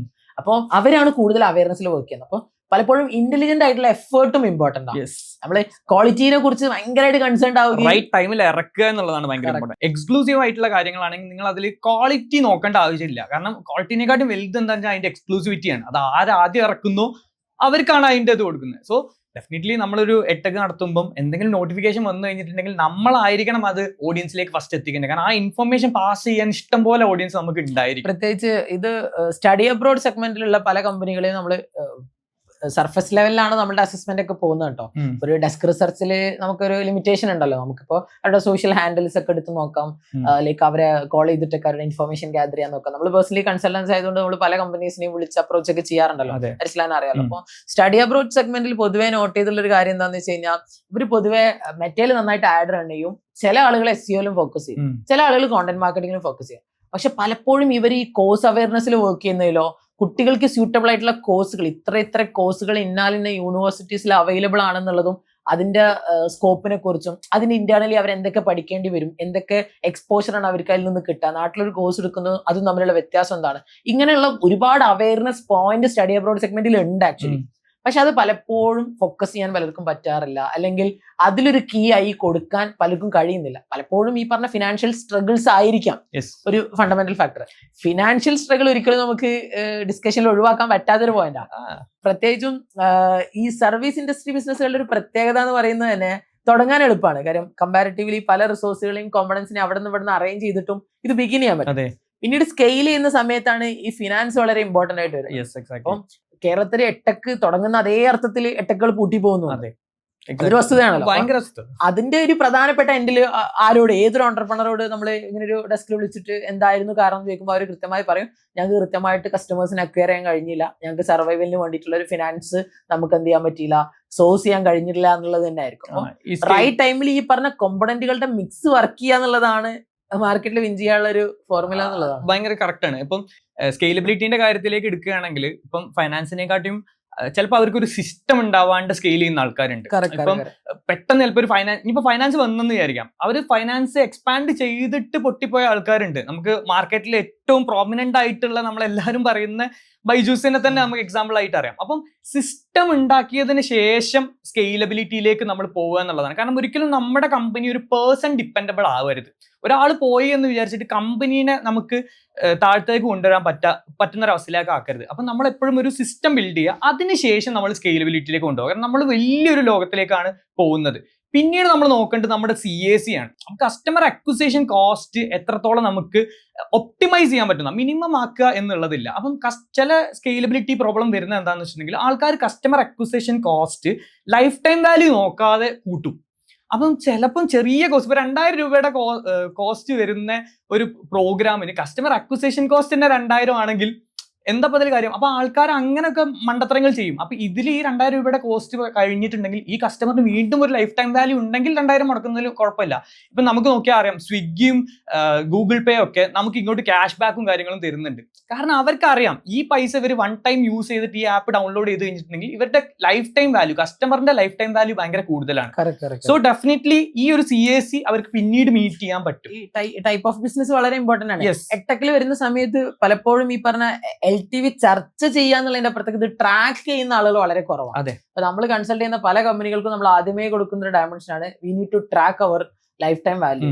അപ്പം അത് ട്രാക്ക് ചെയ്യാൻ പറ്റുമോ എന്ന് വെച്ച് കഴിഞ്ഞാൽ ഡെഫിനറ്റ്ലി അത് പോസിബിൾ ആണ്. അത് നമ്മൾ ഇയർ ഓവർ ഇയർ മെഷർമെന്റ് എടുത്തിട്ട് നമുക്ക് ഇതിന്റെ ട്രെൻഡ് അനാലിസിസും അതിലൊരു ഫൈനൽ ഫിഗറിലേക്കൊക്കെ നമുക്ക് ലോക്ക് ചെയ്യാൻ പറ്റുള്ളെങ്കിൽ പോലും അത് ട്രാക്ക് ചെയ്യാൻ ഫ്രം ദ ഡേ 1 മുതൽ നമുക്ക് എന്ത് ചെയ്യാം പറ്റും എന്നുള്ളതാണ് അതിലൊരു കാര്യം. പിന്നെ ഇതിന്റെ ഒരു നെക്സ്റ്റ് ലെവൽ കോമ്പണന്റ് ആണ് ആക്ച്വലി ഇതിന്റെ ഒരു പൊസിഷനിങ് എന്ന് പറയുന്ന ഒരു പെർസ്പെക്ടീവ്. അപ്പൊ ഈ പൊസിഷനിങ്ങിൽ ഒരുപാട് എലമെന്റ്സ്, ഞാൻ പറഞ്ഞ പോലെ തന്നെ ഞാൻ എപ്പോഴും കോമ്പണന്റുകളെ കുറിച്ച് ഡിസ്കസ് ചെയ്യുന്ന ഒരു ആളാണ്. അതായത് ഒരു കാര്യം കൊണ്ട് മാത്രം ഒരു കാര്യം വിജയിക്കില്ല. ഫോർ എക്സാമ്പിൾ പറയുകയാണെങ്കിൽ ഒരു നല്ല കീ ഫാക്കൽറ്റി നമ്മുടെ അടുത്ത് അവൈലബിൾ ആണ് എന്ന് കരുതി നമ്മളെ കമ്പനി സക്സസ് ആവണം എന്ന് നിർബന്ധമില്ല. നല്ലൊരു സെയിൽസ് ടീം നമ്മളെ അടുത്തുണ്ട് എന്നതുകൊണ്ട് മാത്രം നമുക്ക് ഒരു വിന്നിംഗ് ഫോർമുല മാർക്കറ്റിൽ ഉണ്ടാക്കാൻ പറ്റുമെന്ന് ഞാൻ ഒരിക്കലും വിശ്വസിക്കുന്നില്ല. അപ്പോൾ പലപ്പോഴും ഞാൻ കോമ്പണന്റുകളെ കുറിച്ച് ഡിസ്കസ് ചെയ്യുന്ന ഒരാളാണ്. അപ്പം ഈ പൊസിഷനിങ്ങിന്റെ ഒരു കോമ്പണന്റിനെ കുറിച്ച് പലപ്പോഴും ഡിസ്കസ് ചെയ്യുമ്പോൾ നമ്മൾ ആദ്യം എടുക്കേണ്ട ഒരു ഫാക്ടർ എന്ന് പറയുന്നത് വാട്ട് സ്കിൽ സെറ്റ്, എന്തോ ഒരു ഡിഫറൻസിയേഷൻ ഉള്ള ഒരു സംഭവം നമ്മുടെ അടുത്ത് അവൈലബിൾ ആയിരിക്കണം. അല്ലെങ്കിൽ നമ്മൾ ഐഡിയോളജി വെച്ചിട്ട് നമുക്ക് പ്ലേസ് ചെയ്യാൻ പറ്റണം. ഇപ്പൊ പ്രത്യേകിച്ച് പറയുകയാണെങ്കിൽ നമ്മൾ ഒരു ആവറേജ് ഒരു ടീച്ചർ ആണെങ്കിൽ പോലും, അല്ലെങ്കിൽ നമ്മളത് ഒരു ആവറേജ് അക്കാഡമിക്സ് ആണെങ്കിൽ പോലും, അല്ലെങ്കിൽ നമ്മളത് പല കാര്യങ്ങളും ഒരു ആവറേജ് ടോണിലായിരിക്കും പോകുന്നുണ്ടാവും. കാരണം കസ്റ്റമർ ചോദ്യം ചെയ്തു നമ്മുടെ അക്കാഡമിക്സിന്റെ സിസ്റ്റത്തെ ആയിരിക്കും. പ്രത്യേകിച്ച് മെക്ടെക് ആണല്ലോ, നമ്മളെ ക്വാളിറ്റി എന്താണ്, അല്ലെങ്കിൽ ഇത് കഴിഞ്ഞാൽ കിട്ടുന്ന സർട്ടിഫിക്കേഷൻ എന്താണ്, ഇതിൽ നിന്ന് എന്തൊക്കെ പ്രധാനപ്പെട്ട കാര്യങ്ങളാണ് കിട്ടുക എന്നുള്ളത്. അപ്പൊ പലപ്പോഴും നമ്മൾ പല ബ്രാൻഡ്സിന് ഇന്നർ ഡെപ്തിൽ നോക്കുന്ന സമയത്ത് അവരുടെ ഫിലോസഫിയാണ് ഫസ്റ്റ് സൈഡിലുള്ളത്. ഫിലോസഫി വെച്ചിട്ടും പല ബ്രാൻഡുകളും ഗ്രോ ചെയ്യുന്നുണ്ട്. ഫിലോസഫി വെച്ചിട്ട് നമ്പർ 1 പൊസിഷനിൽ എത്തിയിട്ടുള്ള പല ബ്രാൻഡുകളുണ്ട്. അതായത് ഇതാണ് ഞങ്ങളുടെ ഐഡിയോളജി, ഞങ്ങൾ വാർത്തെടുക്കാൻ പോകുന്നത് ഇങ്ങനൊരു സമൂഹത്തെയാണ്, അല്ലെങ്കിൽ ഇങ്ങനെയുള്ള പ്രൊഫഷണൽസിനാണ് ഞങ്ങൾ ഗ്രൂം ചെയ്യുന്നത്, അല്ലെങ്കിൽ ഞങ്ങളുടെ ഒരു ലേണിംഗ് സിസ്റ്റം ഇതാണ്, അല്ലെങ്കിൽ ഞങ്ങളുടെ അടുത്ത് പഠിച്ചു കഴിഞ്ഞാൽ കുട്ടികൾക്ക് കിട്ടുന്ന എക്സ്പോഷർ ഇതാണ്, അല്ലെങ്കിൽ ഞങ്ങളുടെ അടുത്ത് പഠിച്ചിട്ടുള്ള കുട്ടികൾ പ്ലേസ്ഡ് ആയിട്ട് വർക്ക് ചെയ്യുന്നത് ഇന്നാലിന്റെ കമ്പനികളിലാണ്.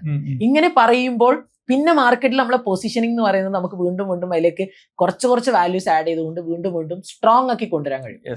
പക്ഷെ ഇത് നിലവിലെ എമർജിംഗ് പ്ലെയറിനെ സംബന്ധിച്ചിടത്തോളം വളരെ പ്രശ്നമാണ്. കാരണം അവർക്ക് കാണിക്കാൻ മാത്രമുള്ള സക്സസ് സ്റ്റോറീസ് ഉണ്ടാവില്ല, കൃത്യമായിട്ട് ഒരു പൊസിഷനിങ്ങിലേക്ക് എത്താനുള്ള കോമ്പണൻസ് ആഡഡ് ആയി കഴിഞ്ഞിട്ടുണ്ടാവില്ല. അവരൊക്കെയാണ് ഈ ഒരു സർവൈവൽ മോഡൽ പോകുന്നുണ്ടാവുക. ഈ സർവൈവൽ മോഡലിൽ സ്കെയിലബിൾ ആയിട്ടുള്ള ഒരു ബിസിനസ് ആക്കാൻ അവർക്കത് പ്ലാൻ ഉണ്ടെങ്കിൽ they need to find somehow they need to find the way to scale. ആ സ്കെയിൽ ചെയ്യുന്ന വേ ആണ് ആക്ച്വലി നമ്മുടെ ഒരു പൊസിഷനിങ്. അതിലേക്ക് ഡിഫറെന്റ് കോമ്പണൻസ് നമ്മൾ സെർച്ച് ചെയ്ത് ആഡ് ചെയ്തേ പറ്റൂ. അത് ചില സർട്ടിഫിക്കേഷൻസ് ആവാം, അത് നമ്മുടെ ഒരു ഫസ്റ്റ് ബാച്ചിന് നമ്മൾ നല്ല രീതിയിൽ ട്രീറ്റ്മെന്റ് കൊടുത്ത് അവർക്ക് കൊടുക്കുന്ന നല്ല പ്ലേസ്മെന്റ്സ് ആവാം, അല്ലെങ്കിൽ നല്ല റിസൾട്ട് ആയിരിക്കാം, അല്ലെങ്കിൽ അവരിൽ നിന്ന് ഓർഗാനിക്കലി ക്രിയേറ്റ് ചെയ്യുന്ന നല്ല ടെസ്റ്റിമോണിയൽസ് ആവാം. ഇതിന്റെ ഒക്കെ കോമ്പിനേഷൻ ഉണ്ടെങ്കിൽ മാത്രമേ നമ്മുടെ പൊസിഷനിങ് നമുക്ക് സ്ട്രോങ് ആക്കാൻ പറ്റൂ, നമുക്കൊരു നെക്സ്റ്റ് ഫേസിലേക്ക് പോകാനും പറ്റൂ. ഇങ്ങനെയാണ് ആക്ച്വലി ഒരു പൊസിഷനിങ് വർക്ക് ചെയ്യുന്നത്. സ്കെയിലബിലിറ്റിയുടെ കാര്യത്തിലേക്ക് വരുമ്പോൾ നമുക്ക് ആക്ച്വലി യൂസ് ചെയ്യാൻ പറ്റുന്ന ഭയങ്കര സിമ്പിൾ ആയിട്ടുള്ള ടെക്നിക്സ് ഒക്കെ ഉണ്ടായിരിക്കും ചിലപ്പോൾ. എന്ന് വെച്ചിട്ടുണ്ടെങ്കിൽ റെഫറൽ മെത്തേഡ്സ് യൂസ് ചെയ്യാം. നമ്മൾക്ക് തന്നെ ഇപ്പം ചില സ്കൂളുകളിൽ നമ്മൾ സെഷൻസ് കൊടുത്തിട്ട് അവിടുന്ന് ഒരു റെഫറൽ, അവിടെ നമ്മളൊരു അംബാസിഡറിനെ ക്രിയേറ്റ് ചെയ്യുന്നു. കാരണം ഇതൊരു സോഴ്സ് റെഗുലർ ആയിട്ട് നമുക്കൊരു അഡ്മിഷൻ സോഴ്സ് ഉണ്ടാക്കി എടുക്കാം എന്നുള്ളതാണ്. അപ്പൊ അത് കോളേജസിലോ അല്ലെങ്കിൽ സ്കൂൾസിലോ അല്ലെങ്കിൽ ഇൻസ്റ്റിറ്റ്യൂട്ട്സിനൊക്കെ ആയിട്ടുള്ള കൊളാബറേഷൻസ് അവർക്ക് ചെറിയ ഒരു പേഴ്സണൽ ഒരു പോയിന്റ് ആണ് പറയുന്നത്. എന്റെ ഒരു പോയിന്റ് ഓഫ് വ്യൂ ആണ്. ആക്ച്വലി പലപ്പോഴും ഈ ക്യാമ്പസ് അംബാസഡർ പ്രോഗ്രാം ഒക്കെ പലയിടത്തും എന്ത് ചെയ്തിട്ടുണ്ട്, ഫെയിലിയർ ആയി പോവാറുണ്ട്. അപ്പൊ അത് ആക്ച്വലി ആ പ്രോഗ്രാമിന്റെ ഒരു ഫെയിലിയർ ആവണമെന്നില്ല, അത് നമ്മൾ മാനേജ് ചെയ്യുന്ന ഒരു സിസ്റ്റം നമ്മള് ലോക്ക് ചെയ്യാത്തതിന്റെ ഒരു പ്രശ്നം പലപ്പോഴും ഐഡന്റിഫൈ നമ്മൾ അവരെ യൂസ് ചെയ്യാണ് എന്നുള്ള ഒരു ഫീൽ അവർക്ക് കിട്ടി കഴിഞ്ഞിട്ടുണ്ടെങ്കിൽ അവരുടെ അടുത്തുനിന്ന് വരുന്ന റിസൾട്ടും ഗിവ് ആൻഡ് ടേക്ക് റെസ്പെക്ട് എന്നുള്ളതാണല്ലോ. അപ്പം ചില സിനാരിയോയില് അവർക്ക് ചിലപ്പം പ്രോപ്പർ ആയിട്ട് നമുക്ക് ഒരു തരാൻ പറ്റിയിട്ടുണ്ടാവില്ല, ലീഡ്സ് തരാൻ പറ്റിയിട്ടുണ്ടാവില്ല, അല്ലെങ്കിൽ നല്ല സജഷൻസ് തരാൻ പറ്റിയിട്ടുണ്ടായിരിക്കില്ല. പക്ഷെ ആ സമയത്ത് നമ്മൾ അവരെ സപ്പോർട്ട് ചെയ്ത് കഴിഞ്ഞിട്ടുണ്ടെങ്കിൽ അവരെവിടുന്നെങ്കിലും കണ്ടുപിടിച്ച് തരും. ഇതൊക്കെ എന്താ പറയാ, നമ്മൾ പറയില്ല നാടക കച്ചവടം ചെയ്യുന്ന ആൾക്കാർ പണ്ട് തൊട്ടേ ഉള്ള മെത്തേഡാണ്, ഇപ്പോഴും വർക്കാവുന്ന മെത്തേഡാണ്. നമ്മുടെ പല കസ്റ്റമേഴ്സും ഇപ്പോഴും അത് യൂസ് ചെയ്യുന്നുണ്ട്. നമ്മൾ തന്നെ ഇപ്പം റെഫറൽ മെത്തേഡും അംബാസിഡർ പ്രോഗ്രാമും ഒക്കെ ചിലപ്പോൾ സക്സസ് ആവാണ്ട് വരുമ്പോൾ നമ്മൾ ഒരിക്കലും അത് കളയില്ലല്ലോ, നമ്മൾ വീണ്ടും ഒന്ന് ട്രൈ ചെയ്ത് നോക്കുക എന്നുള്ള. അപ്പൊ അങ്ങനത്തെ ഡിഫറെന്റ് ചാനൽസ് ഉണ്ടാവുക എന്നുള്ളത് ഫണ്ടമെന്റൽ എപ്പോഴും വേണം. ഞാൻ നേരത്തെ പറഞ്ഞ പോലെ തന്നെ SEO നോക്കണം, SMO നോക്കണം, കോണ്ടന്റ് മാർക്കറ്റിംഗ് വേറെ തന്നെ സെപ്പറേറ്റ് നോക്കണം. നമ്മുടെ ഒരു ലാൻഡിംഗ് പേജ് പലർക്കും ഉണ്ടാവാത്തൊരു സാധനമാണ് ബേസിക് ആയിട്ടുള്ള ഒരു ലാൻഡിംഗ് പേജ് ഇല്ല എന്നുള്ളത്. അപ്പൊ ഇപ്പോഴും നോക്കി കഴിഞ്ഞിട്ടുണ്ടെങ്കിൽ പല കമ്പനീസിലും ലാൻഡിംഗ് പേജ് ഉണ്ടായിരിക്കില്ല. ഡിജിറ്റൽ മാർക്കറ്റിംഗ് ചെയ്യുന്നുണ്ടായിരിക്കും, എന്താ ചെയ്യുന്നത്, മെറ്റാ ആഡ്സ് ആണ് ചെയ്യുന്നത്, വേറെ ഗൂഗിൾ ആഡ്സോ കാര്യങ്ങളോ ചെയ്യാൻ വേണ്ടിയിട്ട് ഒരു ലാൻഡിംഗ് പേജ് ഉണ്ടോന്ന് വെച്ച് കഴിഞ്ഞിട്ടുണ്ടെങ്കിൽ അവർക്ക് ഉണ്ടായിരിക്കില്ല. അപ്പൊ അതിന്റെ ഇമ്പോർട്ടൻസ് പോലും അറിയാണ്ട് ഇപ്പോഴും മേ ബി ഭയങ്കരമായിട്ട് ഈ മെറ്റന്റെ പെയ്ഡ് ആഡ്സിനെ ഡിപ്പെൻഡ് ചെയ്യുന്ന ഒരു പ്രശ്നം എല്ലാ എന്റർപ്രണേഴ്സും നിലവിൽ ഫേസ് ചെയ്യുന്നുണ്ട്. അതെ, പലപ്പോഴും നമ്മൾ ശ്രദ്ധിക്കേണ്ട ഒരു വിഷയം എന്താ വെച്ച് കഴിഞ്ഞാൽ ഇതൊരു ഒരു റാറ്റ് റേസ് അല്ലല്ലോ.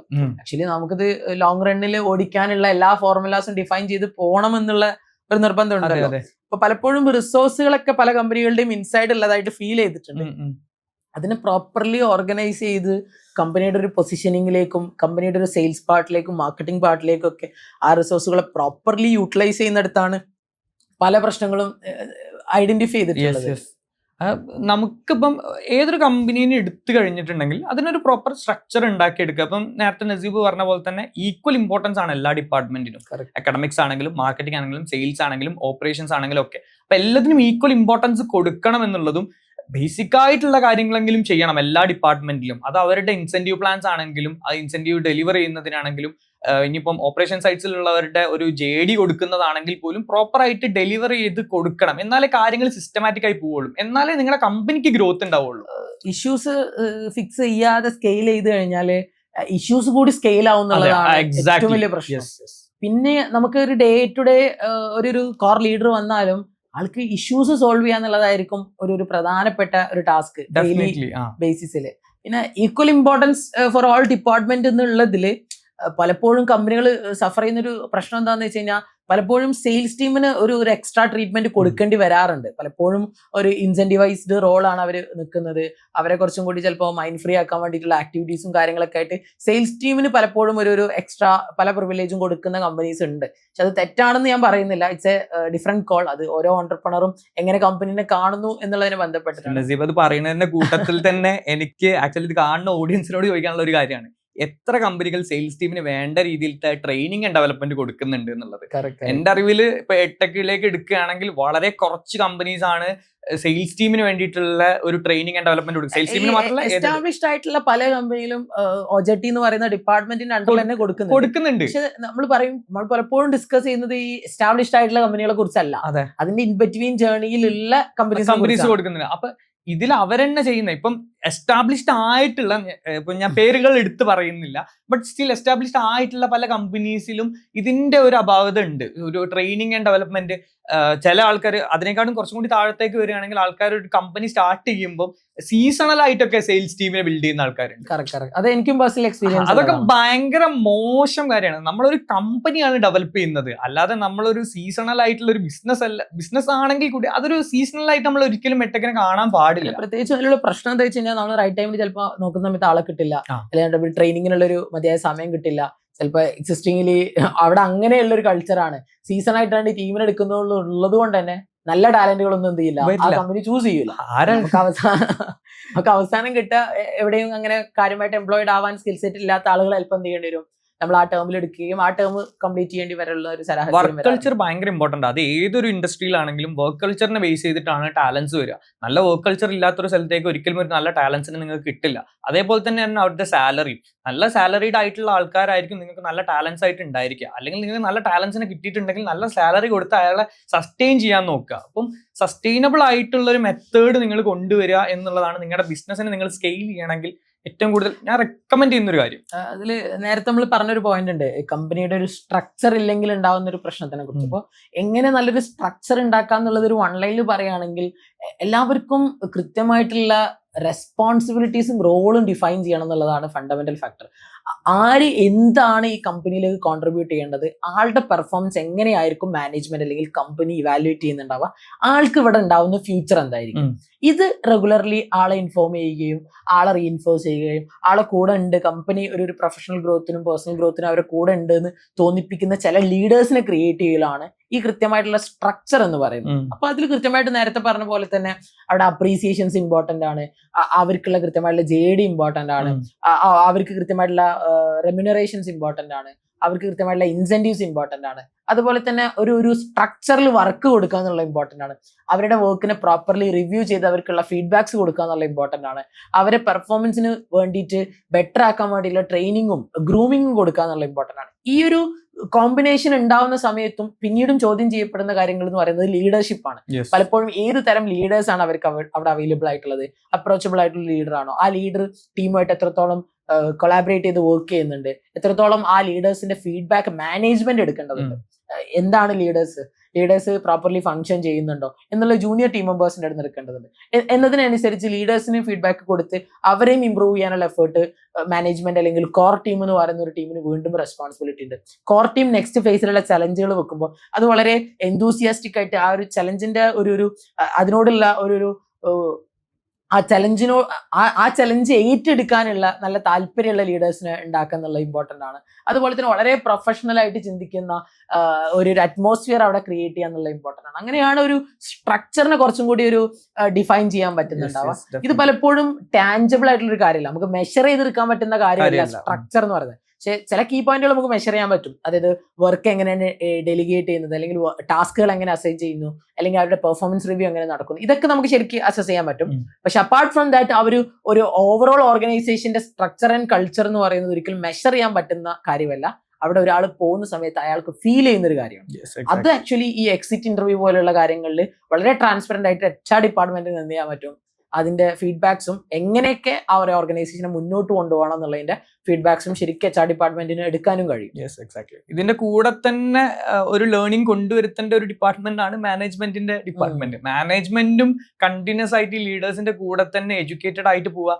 അവർക്ക് ഒരു ഗൈഡൻസിന്റെയോ അല്ലെങ്കിൽ ഇനി അടുത്തത് എന്ത് ചെയ്യണം എന്നുള്ളൊരു സ്റ്റക്ക് വന്നാൽ ഒബ്വിയസ്ലി ഒരു എക്സ്റ്റേണൽ ഹെൽപ്പ് തേടുന്നത് കൊണ്ട് യാതൊരു തെറ്റുമില്ല. നമ്മളെ ഒബ്വിയസ്ലി അങ്ങനത്തെ ഒരു സംഭവങ്ങളാണ് ഗ്രോയിങ് കമ്പനീസ് ഒക്കെ അത് എടുക്കുന്നുണ്ട്, എല്ലാവരും ചെയ്യുന്ന ഒരു കാര്യമാണ്. പക്ഷെ പലപ്പോഴും ഒരു പേഴ്സണൽ എന്താ പറയാ ഈഗോ എന്ന് പറയാൻ പാടില്ല, ബട്ട് സ്റ്റിൽ അങ്ങനത്തെ ഒരു ചിന്ത ഉണ്ടായിരിക്കുമല്ലോ. എനിക്കറിയാം ഈ കമ്പനി ഈ ലെവലിൽ എത്തിച്ചത് ഞാനാണ്, ഇതിന്റെ അടുത്ത ലെവലിലേക്ക് കൊണ്ടുപോകാൻ അറിയാം എന്നുള്ളത്. സോ ബട്ട് പലപ്പോഴും ആ ഒരു സിനാറിയോയിലേക്ക് വരുമ്പോൾ പലരും അങ്ങനെ ചിന്തിക്കുന്നവരുണ്ട്. ബട്ട് ആ ഒരു സിനാറിയോയിൽ വരുമ്പോൾ നമുക്കൊരു പ്രൊഫഷണൽ അപ്രോച്ച് ഭയങ്കര ഇമ്പോർട്ടന്റ് ആണ്. കാരണം ഇതിൽ നമുക്ക് ഒരു ഫൈനാൻഷ്യൽ സൈഡും കൂടി കിടക്കുന്നുണ്ട്. എല്ലാവരും എല്ലാ ഡിപ്പാർട്ട്മെന്റിലും ഈക്വലി ടാലന്റഡ് ആവാൻ യാതൊരു ചാൻസും ഇല്ല. എക്സെപ്ഷൻസ് ഉണ്ടായിരിക്കാം, 1-2. അവർ എക്സെപ്ഷൻസിനെ കുറിച്ച് നമ്മൾ സംസാരിക്കുന്നില്ല. ബട്ട് സ്റ്റിൽ എന്തായാലും അവർക്ക് ചില ഡിപ്പാർട്ട്മെന്റ്സിലേക്ക് ആവശ്യം വരുന്നേക്കാം. അപ്പൊ ആ സമയത്ത് നിങ്ങൾ ഒരു എക്സ്റ്റേണൽ ഹെൽപ്പ് എടുക്കുക തന്നെ വേണം. അത് ചിലപ്പോൾ നിങ്ങൾക്കൊരു ഇൻവെസ്റ്റ്മെന്റ് വരുത്താൻ വേണ്ടിയിട്ടുള്ളതായിരിക്കും. എന്തായാലും നിങ്ങൾക്ക് കുറെ ലീഗൽ സൈഡ് ഉണ്ടായിരിക്കും, അതിൻ്റെ ഫൈനാൻഷ്യൽ സൈഡ് ഉണ്ടായിരിക്കും, പിന്നെ നിങ്ങൾ നോക്കേണ്ട കുറെ എഗ്രിമെന്റ്സിന്റെ വേറെ കുറെ നൂലാമാലകൾ. സോ ഡെഫിനറ്റ്ലി ഒരു എക്സ്റ്റേണൽ ഹെൽപ്പ് എടുക്കുന്നതിൽ നിങ്ങൾ യാതൊരു മടിയും വിചാരിക്കേണ്ട. എടുക്കേണ്ട ടൈമിൽ എടുത്താൽ മാത്രമേ നിങ്ങളുടെ കമ്പനി മുന്നോട്ട് പോകുള്ളൂ എന്നുള്ളൊരു ചിന്തയും കൂടി. ഇതില് നേരത്തെ നമ്മൾ ഡിസ്ക്രൈബ് ചെയ്ത കുറെ കോമ്പണൻസ് ഉണ്ട്. ഈ കോമ്പണൻസിന്റെ എല്ലാം കൂടെയുള്ള ഒരു കമ്പൈൻഡ് എഫേർട്ടിന്റെ ഭാഗമായിട്ടാണ് നമ്മുടെ കമ്പനി സ്കെയിലബിൾ ആണോ അല്ലേ എന്നുള്ളത് പോലും നമുക്ക് തീരുമാനിക്കാൻ പറ്റുള്ളൂ. ഇപ്പൊ നമുക്കൊരു റൈറ്റ് ആയിട്ടുള്ള ഒരു ഇൻവെസ്റ്റ്മെന്റ് നമ്മളെടുത്ത് വന്നാൽ പോലും അവർ നമ്മളിലേക്ക് ഇൻവെസ്റ്റ് ചെയ്യുന്നതിന് മുമ്പ് സ്വാഭാവികമായിട്ടും അറിയാലോ, ഇൻവെസ്റ്ററിന്റെ കണ്ണ് എവിടെയൊക്കെ വരും എന്നുള്ള ഒരു സെനാരിയോ നോക്കുന്ന സമയത്ത് ഡെഫിനറ്റ്ലി നമ്മുടെ ഒരു പ്രോഫിറ്റബിലിറ്റി എന്ന് പറയുന്ന ഒരു സൈഡിൽ വരും. അതേപോലെ തന്നെയാണ് ഇൻടാഞ്ചിബിൾ ആയിട്ടുള്ള ഇത്തരം കാര്യങ്ങൾ, നമ്മുടെ ഒരു ഗ്രോത്ത് പൊട്ടൻഷ്യൽ എന്താണ്, നമ്മുടെ ടീമിന്റെ സ്ട്രെങ്ത് എന്താണ്, ആരൊക്കെയാണ് ഇവിടെ കീ ആയിട്ടുള്ള ഡിപ്പാർട്ട്മെന്റ്സ് ഹെഡ് ചെയ്യുന്നത്. സ്വാഭാവികമായിട്ടും അത്തരം കാര്യങ്ങളൊക്കെ ഒന്ന് ഓഡിറ്റ് ചെയ്തതിന് ശേഷം മാത്രമായിരിക്കും ഒരു ഇൻവെസ്റ്റ്മെന്റും കാര്യങ്ങളൊക്കെ എടുക്കുന്നത്. അത് ചെറിയ എമൗണ്ട് മുതൽ വലിയ ഇൻവെസ്റ്റ്മെന്റ് വരുന്ന സമയത്ത് പോലും ഈ പറഞ്ഞ ടീം എന്താണെന്നുള്ളത് ശരിക്കും കൃത്യമായിട്ട് പൊതുവെ അങ്ങനെ മെൻഷൻ ചെയ്യാറുണ്ട്. അതുപോലെ തന്നെ പലപ്പോഴും എന്റർപ്രണേഴ്സ് വരുത്തുന്ന ഒരു പ്രധാനപ്പെട്ട മിസ്റ്റേക്സ് എന്ന് പറയുന്നത് ഫിനാൻസ് എന്ന് പറയുന്ന ഒരു ഡിപ്പാർട്ട്മെന്റ് തന്നെ ആക്ച്വലി ഒരു ഇനീഷ്യൽ സമയത്തൊന്നും ഉണ്ടാവില്ല. ഇൻവെസ്റ്റ്മെന്റ് വരാൻ എത്രത്തോളം ഇമ്പോർട്ടന്റ് ആണോ ഫിനാൻസ് ഡിപ്പാർട്ട്മെന്റ് എന്ന് അറിയാത്ത പോലെയാണ് പലപ്പോഴും അത് നമ്മൾ മാനേജ് ചെയ്യുന്ന രീതി. അപ്പൊ പലപ്പോഴും ഫ്രം ദ ബിഗിനിങ് തന്നെ ഫിനാൻസ് ഡിപ്പാർട്ട്മെന്റ് ഒരു പ്രോപ്പർ കൺട്രോൾ ഉണ്ടാവുക എന്നുള്ളതോ അവിടെ എല്ലാ കാര്യങ്ങളും മെഷർ ചെയ്യുന്നുണ്ടെന്ന് ഉറപ്പുവരുത്തലും ഭയങ്കര ഇമ്പോർട്ടൻ്റ് ആണ് ബിസിനസ്സിനെ സംബന്ധിച്ചിടത്തോളം. എനിക്ക് പേഴ്സണലി തന്നെ അറിയുന്ന ഒരു കമ്പനിയുടെ ഒരു 5 വർഷത്തിലേറെ ബിസിനസ് ചെയ്തിട്ട് ഒരു ഏകദേശം പറയുകയാണെങ്കിൽ ഒരു 6 കോടി to 8 കോടിയൊക്കെ annual turnover last year ഉള്ള ഒരു ബിസിനസ്. പക്ഷെ ഒരു ഫിനാൻസ് ഡിപ്പാർട്ട്മെന്റിനെ കുറിച്ച് ചോദിക്കുന്ന സമയത്ത് ഒരു കൃത്യമായിട്ട് ഡിപ്പാർട്ട്മെന്റ് സ്ട്രക്ചറോ കൃത്യമായിട്ട് ഒരു തരത്തിലും നമ്മൾ കഴിഞ്ഞ വർഷം എത്ര മാർക്കറ്റിംഗിൽ സ്പെൻഡ് ചെയ്തു എന്നൊന്നും ചോദിക്കുന്ന സമയത്ത് കൃത്യമായിട്ട് അതിനെ ഹെഡറിലതൊന്നും കീപ്പ് ചെയ്യാത്തൊരു കമ്പനീനെ ഞാൻ ആക്ച്വലി ഇപ്പം അടുത്ത് വിറ്റ്നസ് ചെയ്തിട്ടുണ്ടായിരുന്നു. കൺസൾട്ടിങ്ങിന്റെ ഭാഗമായിട്ട് വന്നൊരു എൻക്വയറിനെ കുറിച്ചാണ് പറഞ്ഞത്. അപ്പം ഇത് പലപ്പോഴും ഒരു ബിസിനസിനെ സ്കെയിൽ ചെയ്യുന്ന സമയത്ത് നമ്മൾ ഇതൊക്കെ ഒന്ന് സ്ട്രീംലൈൻ ചെയ്തിട്ടില്ലെങ്കിൽ വളരെയധികം വലിയ വലിയ ഇഷ്യൂസ് നമ്മൾ ഭാവിയിൽ ഫേസ് ചെയ്യേണ്ടി വരും. ഡെഫിനറ്റ്ലി ഇതേ സെയിം സിനാറിയോ എനിക്ക് ഉണ്ടായിട്ടുണ്ട്. ഞാനൊരു കമ്പനീനെ ആക്ച്വലി ഇവിടെ നിന്നല്ല, ഞാൻ അബ്രോഡ് വർക്ക് ചെയ്യുന്ന സമയത്ത് മില്യൺസ് ടേൺ ഓവറുള്ള കമ്പനിയാണ്. അവർക്ക് പ്രോപ്പർ ആയിട്ടുള്ള ഫിനാൻസ് മാനേജ്മെന്റോ കാര്യങ്ങളോ ഒന്നുമില്ല. അപ്പൊ അവർ സ്റ്റോക്ക് ചെയ്യുന്ന ഒരു കമ്പനിയും കൂടിയാണ്. അപ്പം ഞാൻ അവരുടെ അടുത്ത് ചോദിച്ച സമയത്ത് അവർക്ക് ഫൈനാൻസ് ഇല്ല. അപ്പൊ എൻ്റെ ഒരു അങ്കിൾ ഉണ്ടായിരുന്നു. പുള്ളിയാണ് പറഞ്ഞത് അവരുടെ അടുത്ത് ഭയങ്കര ലക്ഷറി കാർസും കാര്യങ്ങളും എല്ലാം ഉണ്ട്. അപ്പം പുള്ളി എൻ്റെ അടുത്ത് പറഞ്ഞൊരു കാര്യമാണ്, അവരെ ആക്ച്വലി ഇപ്പൊ ലക്ഷറി കാറും വലിയ ബംഗ്ലാവും കാര്യങ്ങളൊക്കെ ഉണ്ട്. പക്ഷെ ഇപ്പൊ അവർ കമ്പനിയുടെ ഫൈനാൻസ് എടുത്ത് നോക്കി കഴിഞ്ഞാലേ അവർക്ക് മനസ്സിലാവുള്ളൂ കമ്പനി നഷ്ടത്തിലാണോ ലാഭത്തിലാണോ എന്നുള്ളത്. അവരൊരു ഫ്ലോയിൽ അങ്ങ് പോവുകയാണ്. ഇപ്പൊ ഇനിയിപ്പോ അവർക്കൊരു ഫൈനാൻസ് ഒക്കെ വെക്കുകയാണെങ്കിൽ ഒരു വലിയൊരു ടീം വന്ന് അത് ഫില്ലപ്പ് ചെയ്തു സ്റ്റോക്ക് ഒക്കെ സമയം എടുക്കും, ഭയങ്കര പണിയാണ്. സോ ആദ്യമേ അതൊരു കൊണ്ടുപോവുകയാണെങ്കിൽ ഭയങ്കര സുഖമുള്ള കാര്യമാണ് ഈ ഫൈനാൻസ്. നമ്മൾ ഇപ്പം പെരിഫറൽ ലെവലിലേക്ക് സംസാരിക്കുമ്പോൾ കൂടുതലായിട്ടും ആൾക്കാർ വിട്ടുപോകുന്ന ഒരു പാർട്ടാണ് ഫൈനാൻസ്. പിന്നെ അതേപോലെ തന്നെ ആൾക്കാർക്ക് ചിന്തിക്കുന്ന ഒരു കാര്യമാണ് ബ്രാൻഡിങ്. എന്താണ് ബ്രാൻഡിങ്ങിന്റെ ഇമ്പോർട്ടൻസ് കാര്യങ്ങളൊക്കെ നമ്മൾ നേരത്തെ ഡിസ്കസ് ചെയ്ത CACയിലേക്കും കോസ്റ്റ് പെർ ലീഡിലേക്കും ഒക്കെ വരുന്ന സമയത്ത് ബ്രാൻഡ് എന്ന് പറഞ്ഞിട്ടുണ്ടെങ്കിൽ ഒരു ഇമോഷൻ ആണ് ഷെയർ ചെയ്യുന്നത്. നമ്മളല്ലാതെ ഒരു പ്രൊഡക്റ്റിന് വേണ്ടിയിട്ടല്ല ഒരു സാധനം. ഞാൻ വീണ്ടും അതിലേക്ക് ആഡ് ചെയ്യും, ബ്രാൻഡ് എന്ന് പറയുമ്പോൾ കുറെ കോമ്പണന്റുകൾ ഇതിൽ എക്സാക്ട്ലി അതാണ്. ആ കോമ്പോണൻസിന്റെ ഒരു ഔട്ട്പുട്ട് ആണ് ബ്രാൻഡായിട്ട് പലപ്പോഴും വരേണ്ടത്. അപ്പൊ അതിലേക്ക് വേണ്ടിയിട്ട് നമ്മൾ നല്ലോണം ഇൻവെസ്റ്റ് ചെയ്യണം എന്നുള്ളത്. നമ്മളൊരു കളർ പാലറ്റ് ഫോളോ ചെയ്യാന്നുള്ളതോ അല്ലെങ്കിൽ നമ്മള് കുറെ ടെക്സ്റ്റ് ഫോളോ ചെയ്യാന്നുള്ളതിന്റെ അപ്പുറത്തേക്ക് നമ്മളിൽ നിന്ന് പോകുന്ന ഓരോ കമ്മ്യൂണിക്കേഷനിലും ഏത് ഒരു ടോണിലായിരിക്കണം നമ്മുടെ കമ്മ്യൂണിക്കേഷൻ, ഏത് ഒരു സെൻസിലായിരിക്കണം നമ്മുടെ കമ്മ്യൂണിക്കേഷൻ. കാരണം ഇൻഡസ്ട്രിയിലെ തന്നെ ഇപ്പോ ഹരിസ്ലാൻ ഒരു കോഴ്സ് നോക്കുന്നുണ്ടെങ്കിൽ ഹരിസ്ലാൻ എന്റെ കമ്പനിയുടെ ആഡ് കണ്ട് അതിന്റെ നെക്സ്റ്റ് സെക്കൻഡിന് അടുത്ത കമ്പനിയുടെ ആഡും ഹരിസ്ലാൻ കാണുന്നുണ്ട്. അങ്ങനെ ഒരു 4-5 ഓപ്ഷൻ ഹരിസ്ലാന്റെ മുമ്പിൽ ഓൾറെഡി ഡിഫൈൻഡ് ആവും. ഈ ആഡുകളിലൊക്കെ അന്വേഷിച്ചിട്ടായിരിക്കും അല്ലെങ്കിൽ ഈ കമ്പനീസിലൊക്കെ അന്വേഷിച്ചിട്ടായിരിക്കും ഹരിസ്ലാൻ ഒരു കോഴ്സ് പർച്ചേസ് ചെയ്യുന്നുണ്ടാവും. അപ്പൊ അതിൽ എന്ത് ഡിഫറൻസിയേഷൻ ആണ് നമ്മൾ കൊണ്ടുവരുന്നത്? അപ്പൊ ഇതൊരിക്കലും ബ്രാൻഡ് എന്ന് പറയുമ്പോൾ ഒരിക്കലും ഒരു കളർ പാലറ്റ്. എന്റെ അടുത്ത് ചോദിച്ചിട്ടുണ്ട്, ഇത് പച്ചയാണോ നീലയാണോ നോക്കിയിട്ടല്ലോ കുട്ടി ചേരുക, പിന്നെ എന്തിനാ കളറിന് ഇത്ര ഇമ്പോർട്ടൻസ് കൊടുക്കണം എന്നുള്ളത്. അതാണ് വെച്ചാൽ ആൾക്കാർക്ക് അത്ര അതിനെ കുറിച്ചിട്ടുള്ള ഒരു അവയർനെസ് ഉള്ളൂ. ബ്രാൻഡിങ് എന്ന് പറഞ്ഞാൽ ഒരു ലോഗോ ഡിസൈൻ ചെയ്യുക, ഒരു കളർ വെക്കുക, ഇത് എല്ലായിടത്തും പ്ലേസ് ചെയ്യുക. Definitely colour is important factor. Important ആണ്. നമ്മളെ ഡിഫൈൻ ചെയ്യുന്നത് അവസാനം നമ്മളുടെ ഒരു ഐഡന്റിറ്റി ആണല്ലോ. ലൈക്ക് നമ്മളെ എങ്ങനെ വിഷ്വലി അവർ കാണുന്നു എന്നുള്ളതും ഇമ്പോർട്ടന്റ് ആണ്. അപ്പൊ നമ്മൾ എന്ത് സ്പോൺസർഷിപ്പ് ചെയ്യുന്ന സമയത്തും നമ്മുടെ ഒരു എവിടെ നമ്മുടെ വിസിബിലിറ്റി വരുന്ന സമയത്തും അവിടെ നമ്മുടെ ലോഗോയും നമ്മുടെ മറ്റ് കൊളാറ്ററൽസ് ഒക്കെ ഡിഫൈൻഡ് ആയിരിക്കണം, കളർ പാലറ്റ് ഒക്കെ ഡിഫൈൻഡ് ആയിരിക്കണം. പക്ഷെ അതിലും കുറെ കൂടെ കോമ്പണന്റ് എഫക്റ്റ് ആണ് വരേണ്ടത്. കുറെ കൂടെ കോമ്പണൻസ് ഡിഫൈൻ ചെയ്യുകയും ആ കോമ്പണൻസിനെ കുറിച്ച് ധാരണ ഉണ്ടാക്കുക എന്നുള്ളതും ഫണ്ടമെന്റൽ ആണ്. അപ്പോൾ ഇത്തരത്തിൽ ഒരുപാട് കാര്യങ്ങൾ ഇനിയും ചർച്ച ചെയ്യാനുണ്ട്. ഇന്ന് നമ്മൾ വളരെ സർഫസ് ലെവലിലുള്ള കുറച്ച് കാര്യങ്ങളാണ് ഡിസ്കസ് ചെയ്തിട്ടുള്ളത്. നമ്മൾ ഒട്ടും സ്ട്രക്ചർ ഇല്ലാതെയാണ് ശരിക്കും ഡിസ്കസ് ചെയ്തത്. ഓഡിയൻസിന് അത് ആ രീതിയിൽ കൺവേ ആയിട്ടുണ്ട് എന്നുള്ളതാണ് മനസ്സിലാക്കുന്നത്. ഇല്ലെങ്കിൽ നിങ്ങൾ ഫീഡ്ബാക്സ് പറയാ, നമ്മൾ അതിനനുസരിച്ച് ഇമ്പ്രൂവ് ചെയ്യാൻ റെഡിയാണ്. സെയിം ടൈമിൽ ഇഫക്റ്റീവായിട്ട് എങ്ങനെ നമ്മുടെ ഒരു സെയിൽസ് ടീമിനെ മാനേജ് ചെയ്യാം, സെയിൽസിൽ ഒരു CRM ഡിസൈൻ ചെയ്യുമ്പോൾ ഏത് തരത്തിൽ നമുക്കൊരു CRM ഡിഫൈൻ ചെയ്യാം അല്ലെങ്കിൽ ഡിസൈൻ ചെയ്യാം. അതുപോലെ തന്നെ നമ്മളുടെ ഇൻഹൗസിലേക്ക് നമ്മൾ ഏതൊക്കെ മാർക്കറ്റിങ്ങിലും സെയിൽസിലേക്കും ഏതൊക്കെ കാര്യങ്ങൾക്ക് നമുക്കൊരു ഇൻഹൗസ് ടീം വേണം, അതുപോലെ തന്നെ ഒരു ഏജൻസിനെ ഡിപ്പെൻഡ് ചെയ്യാൻ പറ്റുന്ന ഫാക്ടേഴ്സ് അല്ലെങ്കിൽ ഡൊമൈൻസ് ഏതൊക്കെയാണ്, ഒരിക്കലും ഏജൻസിനെ ഡിപ്പെൻഡ് ചെയ്യാൻ പാടില്ലാത്ത ചില ഡൊമൈൻസ് ഉണ്ട്, അത് ഏതൊക്കെയാണ്, ഒരു സക്സസ്ഫുൾ എഡ്ടെക്കിനെ ബിൽഡ് ചെയ്യുന്ന സമയത്ത് വീണ്ടും വീണ്ടും നമ്മൾ ഡെയിലി ബേസിസിലും വീക്ക്ലി ബേസിസിലും മന്ത്ലി ബേസിസിലും റിവ്യൂ ചെയ്യേണ്ട ഒരുപാട് ഫാക്ടേഴ്സ് ഉണ്ട്. ഇത്തരത്തിൽ നമ്പർ ഓഫ് കാര്യങ്ങൾ നിങ്ങളിലേക്ക് എത്തിക്കാൻ ഞാനും ഹരിസ്ലാനും പേഴ്സണലി പ്ലാൻ ചെയ്യുന്നുണ്ട്. അപ്പോൾ ഇന്ന് നമ്മൾ ഈ ഒരു സെഷൻ ഇവിടെ വൈൻഡപ്പ് ചെയ്യാണ്.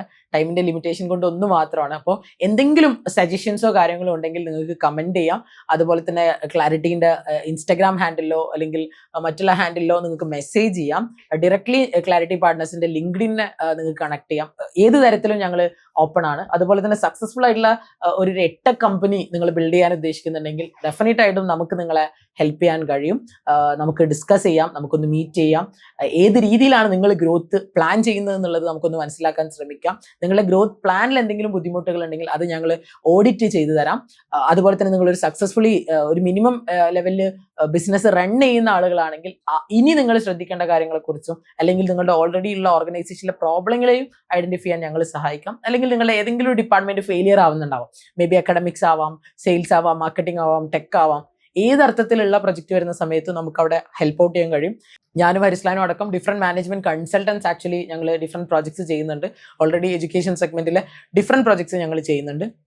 എന്തായാലും നമുക്ക് ഒരുമിച്ച് പോവാം. ഇനിയും മറ്റൊരു ക്ലാരിറ്റി ഡെസ്കിൽ നമുക്ക് എന്ത് ചെയ്യാം, ഒരുമിച്ച് കാണാം. Thank you.